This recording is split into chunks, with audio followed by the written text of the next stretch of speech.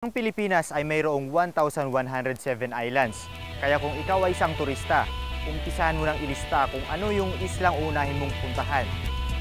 Tulad ng aming trip ngayon, papasyalan natin ang isang isla dito sa Ilocos Norte, ang Badoc Island.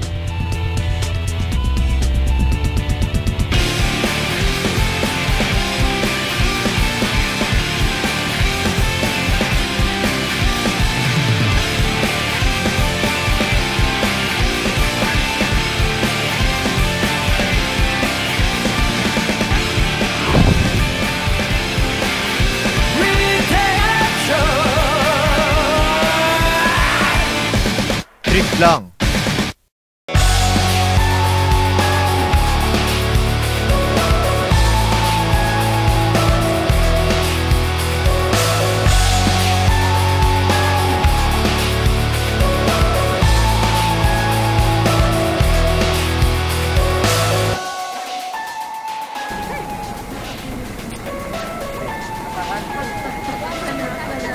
Tinga road pag nami ka no, tatayo ikwa, Badoc, rumar ka no mula di sinaid. So ta, turo nga may di pagsanaan, barangay dito ikwa, Badoc. Dati ka dyan. Narating din namin ang barangay pagsanaan nito. Ayon kay Kapitan, parang buraro ang isla. Dahilan sa puti ang buhangin at karamihan na namamasyal sa isla ay mga dayuhan. Dagdag pa niya na malaki ang naitutulong ng isla para sa kanilang barangay. Talagang maraming foreigners na pupunta doon. Yung mga foreigners, nagbabayad naman sila sa barangay. Ay yung binabayad sila sa barangay, pagpagawa namin doon sa isla at saka mga buildings namin dito sa barangay.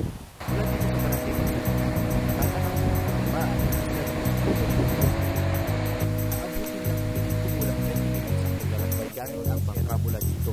Kaya hindi na kami nag-aksaya ng oras. Naglayag na ang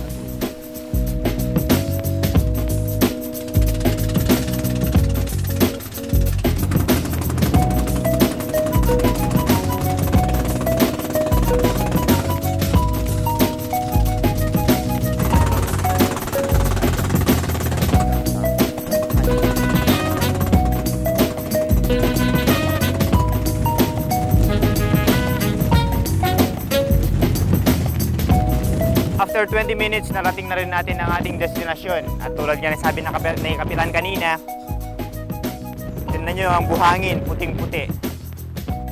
Tapos, magpapatuyo lang tayo konti, tapos lilibutin natin yung lugar. Kasi kanina, yung medyo malakas yung alon sa medyo kalagitnaan, kaya medyo nabasa kami sa hampas ng alon dito sa bangka. Pero exciting magbangka. Tara na!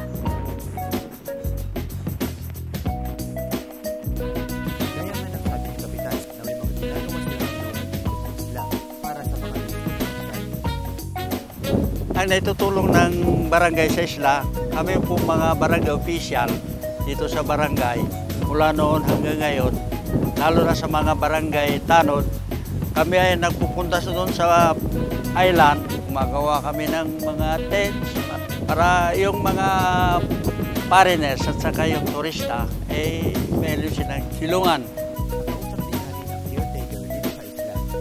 Maminano kayo nga agdalos di Makalawas. Sa Inal daw ka mo may dito. Hindi ka dito may ibang bantayan. Bambantayan nyo ka dito isla. Well, pagbantayan mo dito yung Piscage. Dito isla. At pag-harvest time naman, ay may nakukuhan ang barangay. Ang mga barangay taro pa rin ang gumagabay sa mga turistang pumapasyal dito sa isla. At sabi pa ni Kuya Willie, walang dapat ikatapon dito. Safety ta may peniapo ko di Congressman Singson. Sipta nagpatingkada ti sumingat dito. Umpisahan na nating libutin yung lugar. Tapos kailangan, pag linibot mo yung lugar, may dala kang tubig. Mahirap na, di ba? Dehydrate. Tara. Kasama natin pala yung mga tanod dito sa pagsanahan.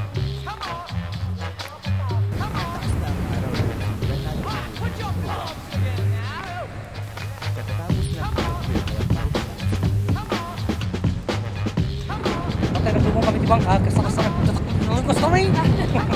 Kakastagi dalo yun eh. Ay, ako papao kaya. Susti, ko na ati puro Diyos may kahit kung ang kami sa naitikas din na say-sayat ti aglugan di Tracial. Aya.